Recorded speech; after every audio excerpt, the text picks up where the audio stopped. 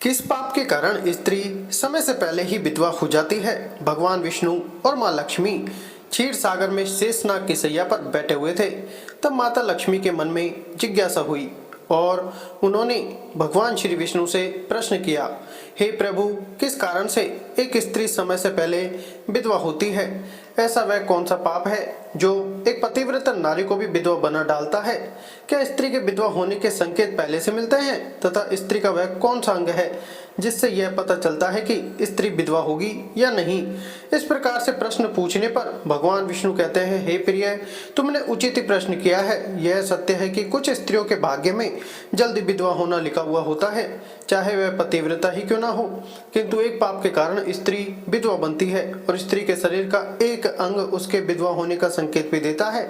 भगवान विष्णु कहते हैं, हे देवी, तुम्हें इस परम गोपनीय सत्य को बताने से पहले मैं तुम्हें एक कथा सुनाता हूँ। इस कथा में तुम्हें तुम्हारे सभी प्रश्नों के उत्तर मिल जाएंगे, इसलिए तुम इस कथा को ध्यान से सुनना।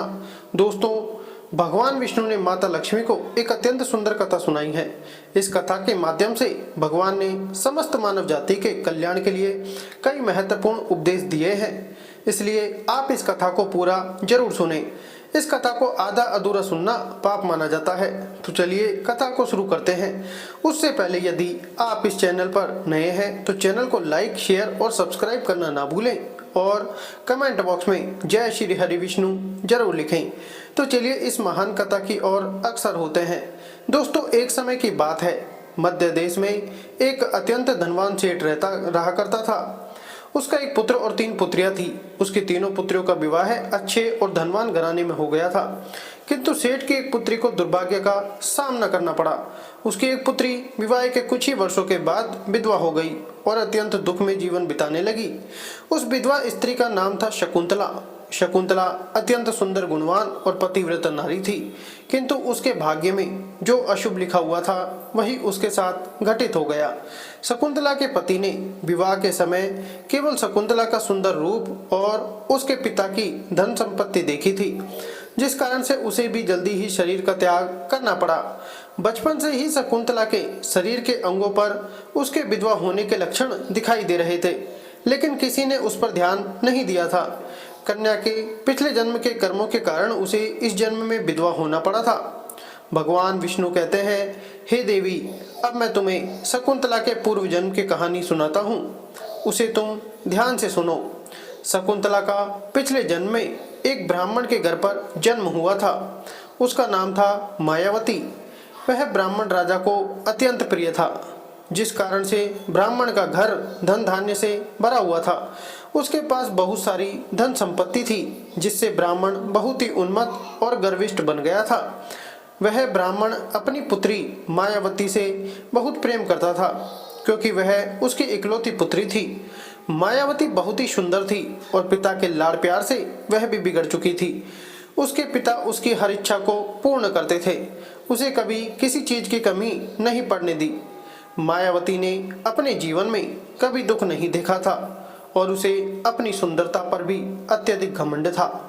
फिर जब मायावती जवान हुई तो उसके पिता ने उसका विवाह करने का सोचा, लेकिन उसकी एक शर्त थी कि जो भी मायावती से विवाह करेगा वह उसके साथ उसके पिता के घर में रहेगा, अर्थात घर जमाई बनकर रहेगा।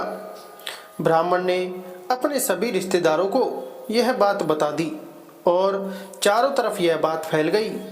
कई विद्वान और ज्ञानी पंडित मायावती के घर पर उसे देखने के लिए आ गए, लेकिन मायावती ने किसी को भी पसंद नहीं किया।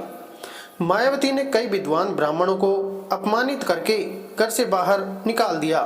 फिर एक दिन एक अत्यंत सुंदर ब्राह्मण भिक्षा मांगने के लिए मायावती के घर पर आया, जिसे देखकर मायावती उस पर मोहित हो गई और अपने पिता से कहने लगी कि वह उसी भिखारी ब्राह्मण से विवाह करेगी।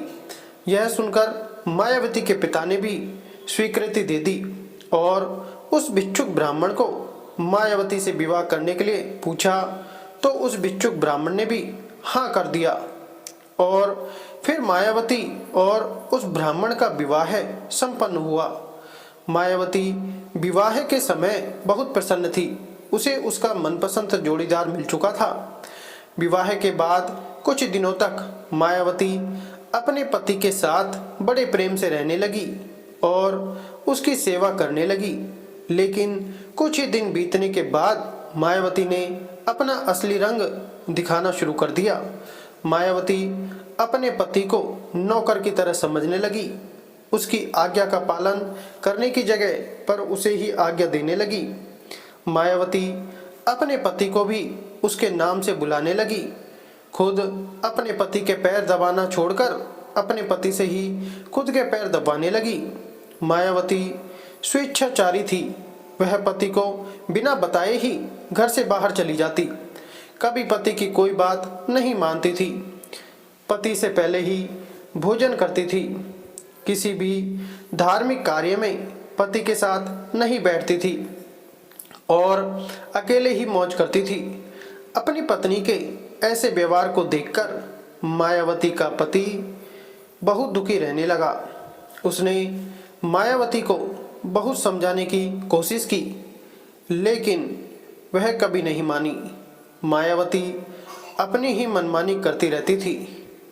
मायावती की माता ने भी उसे समझाने का प्रयास किया कि स्त्री को अपने पति के साथ ऐसा व्यवहार नहीं करना चाहिए, लेकिन मायावती अपनी माँ की बात कभी नहीं मानती थी और वह जानबूझकर अपने पति को अपमानित करती रहती थी।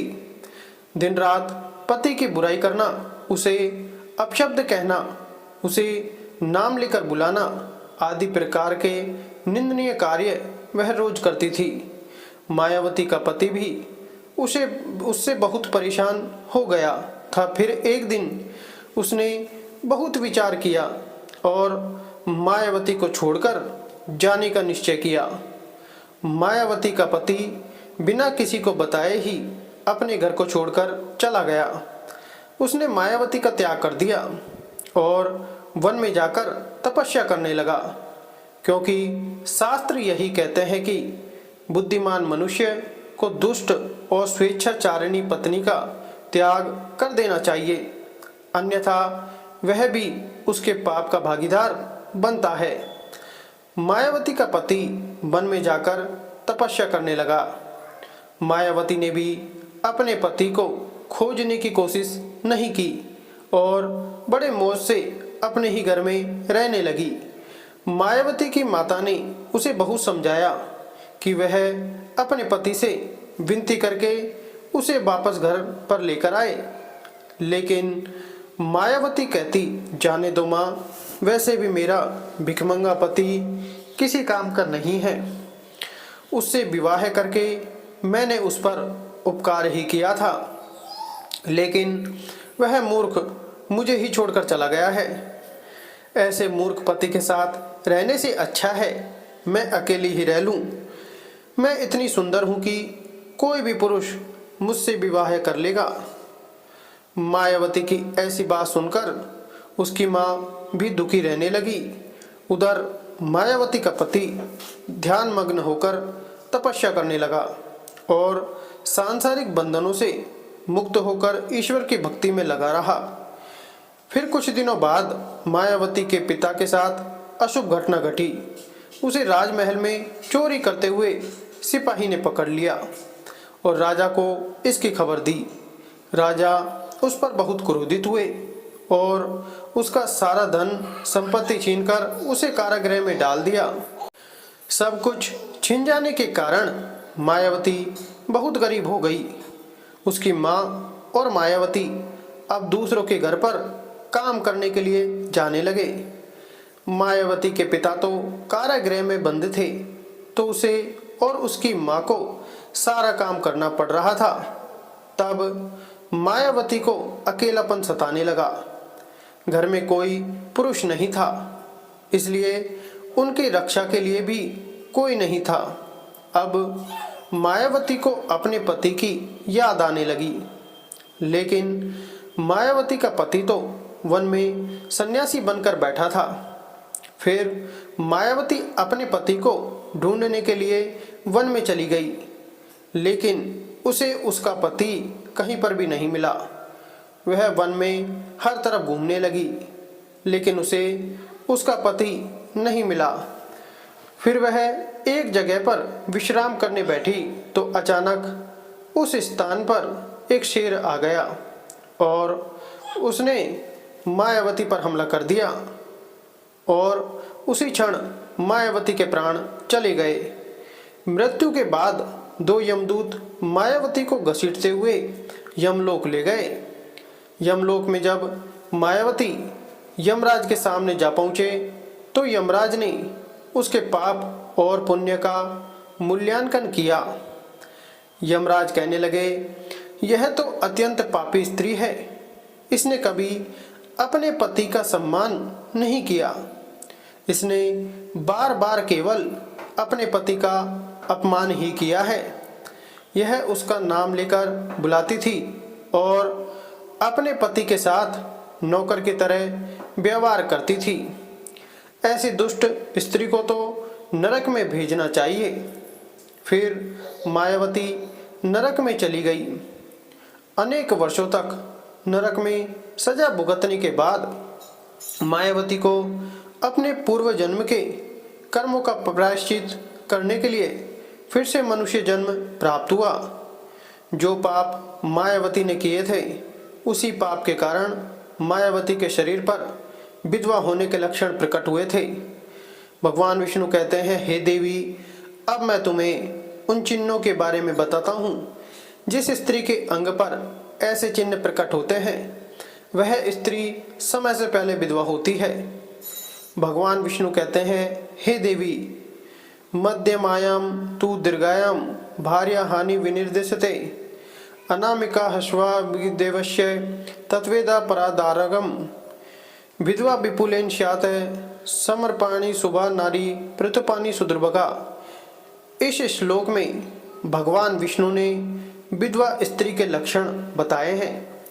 यदि किसी स्त्री के पैर पसीने से रहित हों, उस पर नसें दिखाई न देती हों, उसके पैर चिकने तथा कोमल हो, तो वह स्त्री सुख भोगने वाली तथा ऐश्वर्यशालिनी होती है।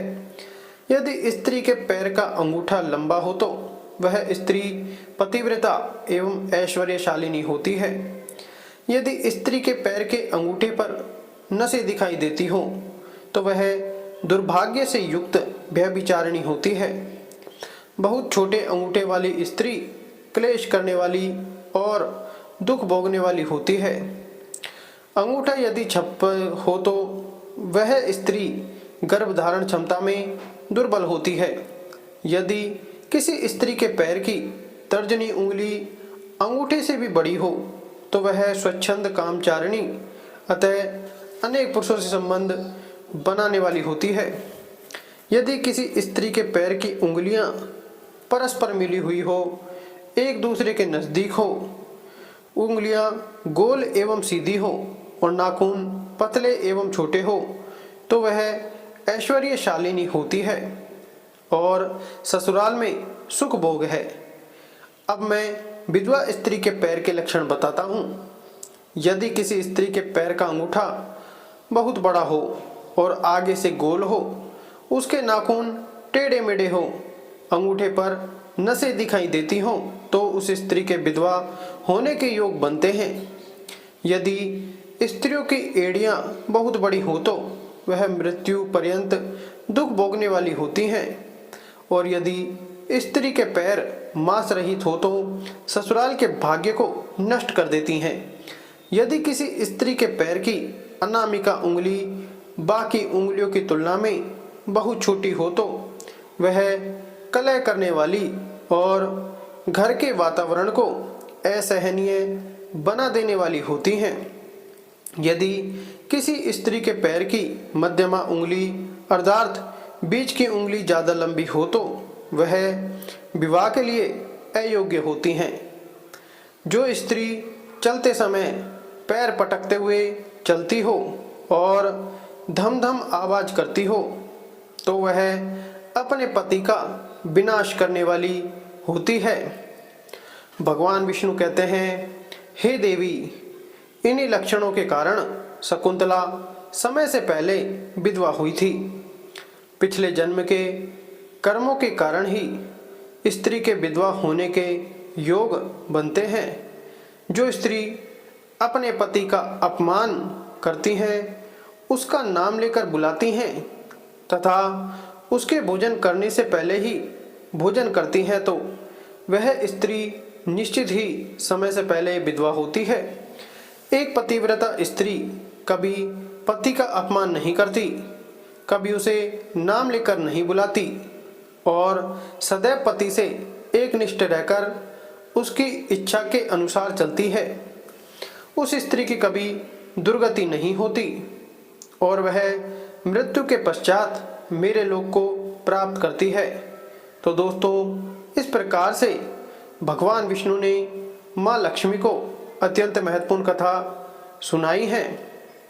तो दोस्तों, आशा करते हैं कि आपको यह कथा अच्छी लगी होगी। अगर अच्छी लगी हो तो वीडियो को लाइक और चैनल को सब्सक्राइब कीजिए। धन्यवाद।